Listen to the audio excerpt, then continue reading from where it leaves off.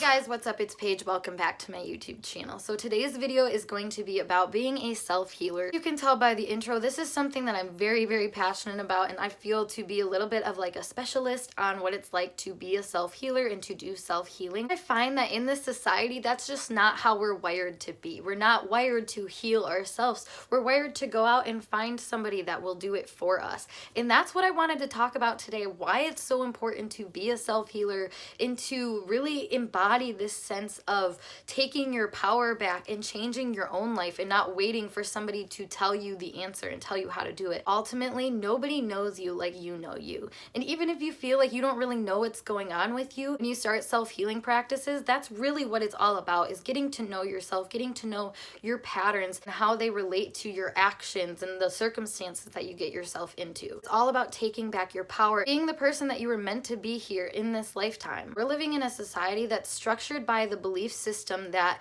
you have to go to an external place in order to receive help and that you don't already have that within you. Now, yes, going to a doctor, going to a therapist, going to any kind of specialist can be very helpful. Listening and taking in their information and advice is very helpful along your journey. However, this society is patterned to take that as Bible and to take those beliefs and those patterns from the world around us and to hold on to them as being something that we need to fit into in order to be right and normal and healthy. The thing that I've learned on my journey of self-healing is that my version of happy and healthy looks nothing like other people's around me, and that's okay. I've always seen myself as a different person and always have been aware of the fact that I am unique in a lot of different ways to other people. That being said, I would still go to a doctor, still go to some sort of specialist, and just wait for them to give me what I needed to hear. No shade to these specialists and these doctors or anything like that, but they don't know me like I know me. I live every moment of every day in this body with these thoughts. So how is somebody that I talk to for a few minutes or, over a course of a couple years really going to be able to tell me about me? Of course, they can give you knowledge and advice about your situation, but overall, searching within and really seeing what resonates with you is going to be way more beneficial in your overall healing, which is where the term self-healers comes in. You're taking the place of a healer. A healer is somebody traditionally comes to you and gets rid of all your burdens. Here's the thing, guys, your own willingness to see the issues and see the change within yourself, taking your power back by taking responsibility for those things, that's where you actually see change. As you start the self-healing path, you might feel like you're starting from scratch. Like you're like, okay, so I can't believe everything that everybody's told me because it's taken me back to exactly where I started.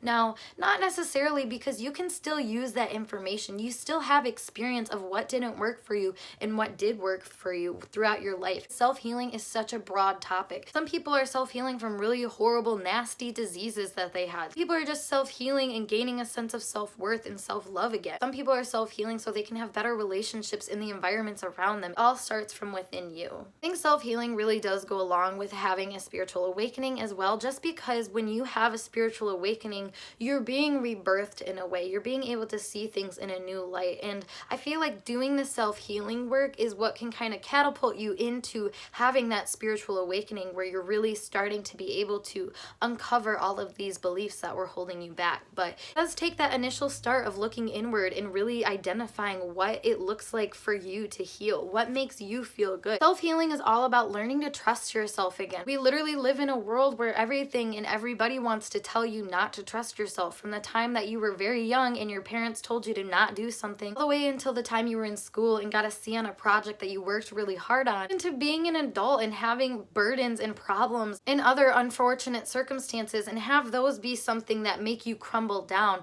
But in reality, those can be things that push you up higher and faster than you ever could have before. Doing self-healing means that you're giving the power to the world around you to fix you, when in reality, it's nobody's job to fix you other than yourself. Personally, the number one thing that I've been able to benefit from self-healing, it has created so much space for me to have in between interactions and responses that I have to people, no matter how stimulating they are to me. I find that more times than not, I'm replying from a place of a centered, knowing, intuitive receptive side now because I've done so much self-healing, and I'm not replying from a place that is a reaction to the stimuli that's happening to me. Because of that, I've been able to provide space for others to grow and to heal themselves, because you're no longer projecting at everybody. Somebody took responsibility for their energy. That truly does provide a mirror for other people to see, like, oh, maybe I can do that. Maybe I can heal. But overall, the benefit that I've been able to see in my own life from taking responsibility for my own healing has literally changed